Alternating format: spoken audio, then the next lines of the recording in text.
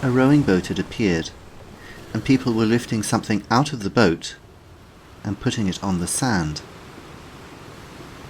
"What's happening? I can't see properly," Cuthbert asked his new acquaintance. "They just found your body in the water. You drowned a short time ago."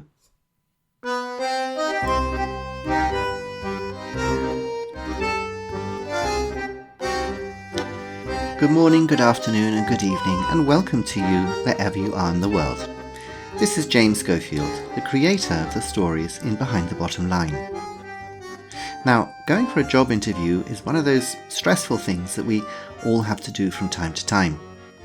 But very often the stress is self-imposed because we have to prepare for it in advance.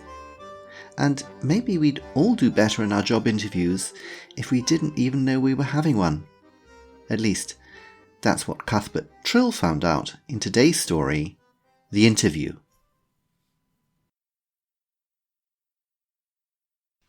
The wave that knocked Cuthbert Trill over was extremely cold. Because it was landing on a beach in Cornwall in early February, this was not very surprising. Cuthbert came to the surface, his mouth full of water and sand, and realized his glasses were now near his feet. He bent down to pick them up, just in time for the next wave to knock him over again, refill his mouth and nose, and carry his glasses out to sea. "Oh, this isn't going well," he thought, as he struggled blindly out of the water towards his towel to wipe his eyes. He needed to be able to see what he was doing when he drowned himself. "Over here!" somebody shouted. "Your things are over here!" Cuthbert looked in the direction of the voice and saw the thick shape of somebody wrapped in the type of clothing one should wear on a cold morning at the beach. "Bother," he thought. This was going to complicate things. He stumbled over to his clothes and took the towel the figure held out to him.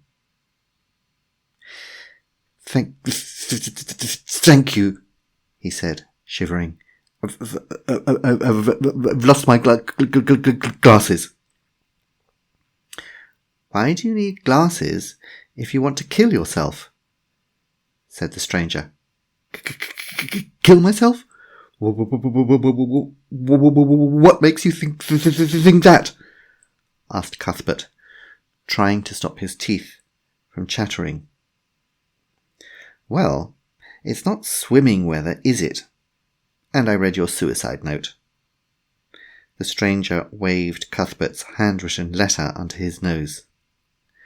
"By the way, it's spelt Despair, not Dispair.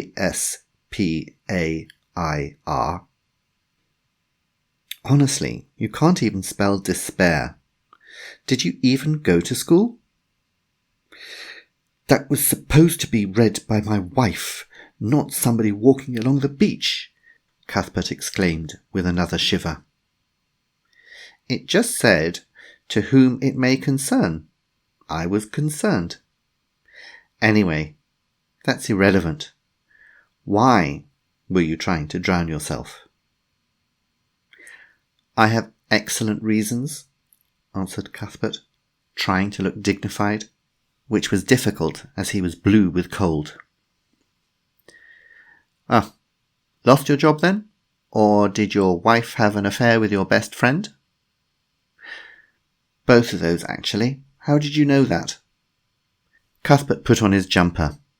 If he had to talk to this annoying person, he might as well be warm. "Good idea. You don't want to catch cold. Although," the stranger laughed, "I suppose that shouldn't matter. But to answer your question, I've heard your story lots of times. Why don't you just get a new job, a new wife, and a new best friend?" "But it's not that easy. I go to interviews, but I don't get the job. When you don't have a job, you have the sex appeal and charisma of a dead fish. Cuthbert put his socks on again. Maybe you aren't very good at interviews. Yes, I am, said Cuthbert. Really? Well, let's try. I'm retiring soon from my position, and we're looking for a replacement. I'll interview you. If you're convincing, you can have the job. Cuthbert laughed for the first time in many weeks. All right, what do you do? I'm a headhunter for a very large organisation. It's an important job, so you have to be good. First question. Why should we hire you? Well, because you need a new headhunter. Oh, come on, said the stranger. Show some enthusiasm. Because I really need a job. The stranger rolled her eyes. Now you sound desperate. Try to be more positive. Okay.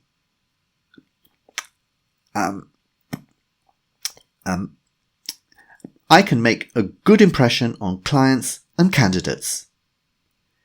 To show his commitment to making a good impression, Cuthbert put on his trousers.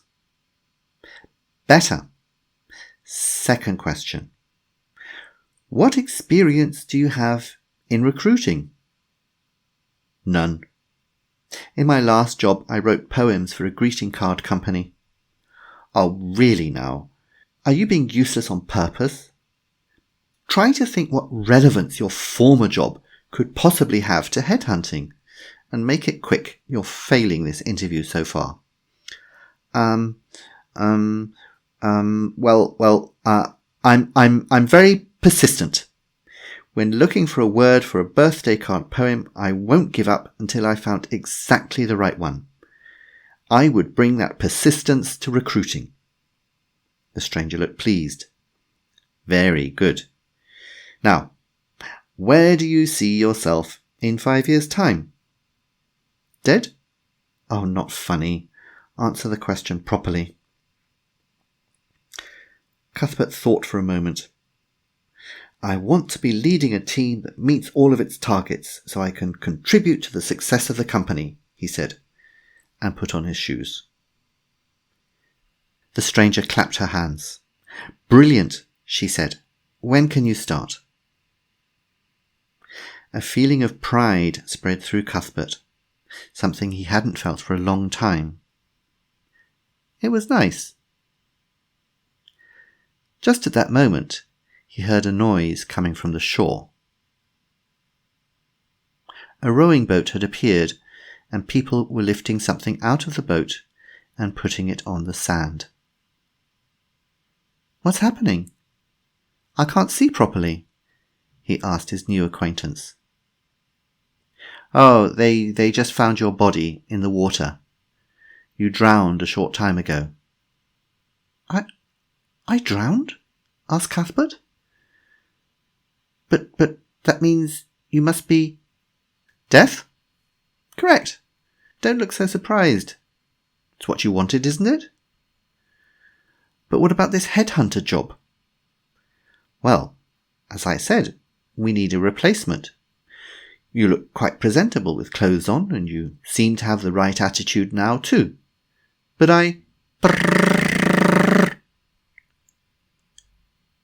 The alarm clock woke Cuthbert. He could hear the sounds of the sea outside his cheap hotel.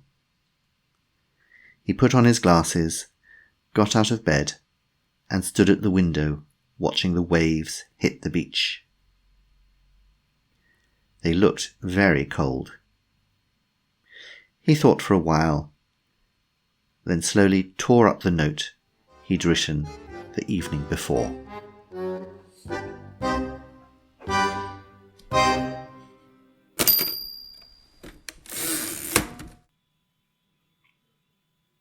The interview was written for Business Spotlight in 2015, And the version you've heard just now is a little bit different to the version that was published in the magazine, and I'll come to that point later and explain why I changed it a little bit. I think originally I was given a briefing that that issue of the magazine was going to be focusing on job interviews. And they said, "Oh, James, come on, that would be easy. Everybody's had lots of terrible job interviews. I'm sure you can do something with that." I don't think that they expected me to have somebody going for a job interview for the position of death. But fortunately, Business Spotlight over the years has been very indulgent towards me and let me do more or less what I want. With the job interview questions, it amused me to imagine applying for the position of death and following the standard interview questions. And most of those questions that are there, like where do you see yourself in 5 years, are incredibly irritating.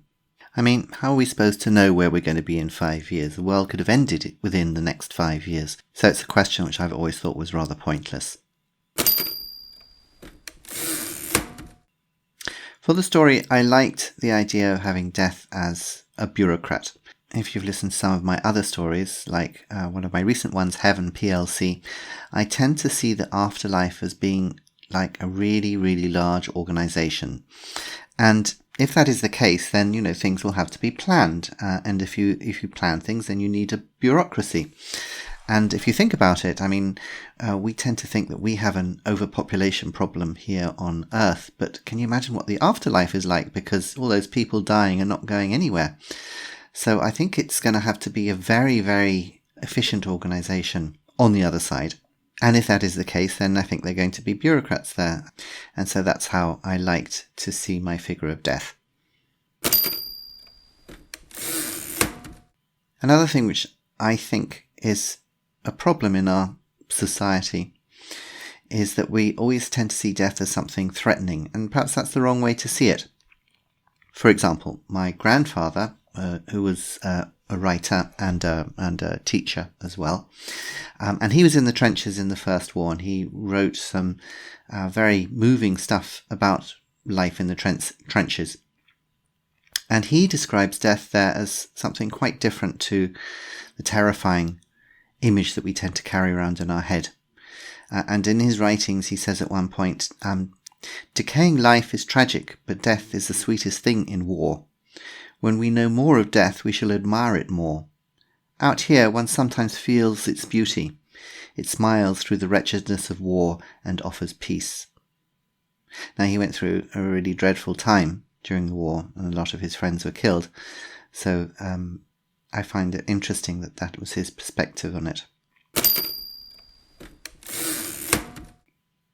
I decided to set this interview on a pebbly beach, mostly because it's absolutely impossible to be dignified when you have no shoes on a stony beach. And I thought it would be an interesting experience for Cuthbert to be really reduced to wearing practically nothing, freezing to death, and hobbling about on these stones, and at the same time trying to remain dignified while he's having this interview. And that struck me as a funny idea. One thing that I was very pleased with in my original story when I first sent it in to Business Spotlight was that I surprised the reader by changing death's gender. No, I mean, I suppose theoretically death shouldn't have a gender, but historically death is always portrayed as a he, as a man. But in my story, I decided that death should be female rather than male. And I was quite annoyed when I got my hands on a copy of the magazine and found that the editor had changed the gender from female to male. So in the version that you've just heard, I changed it back to how it was in the original. I hope you enjoyed the story. If you did so, why don't you visit my website, www.behindthebottomline, all one word, .com, and leave a review or a rating. You can do the same on Apple Podcasts. Next week's story is called Teamwork, and two of Behind the Bottom Line's most popular characters, Julie and Paula, will be back for another adventure, so make sure that you tune in to that next Tuesday. Otherwise, Everybody, take care, look after yourselves. See you next week, and goodbye.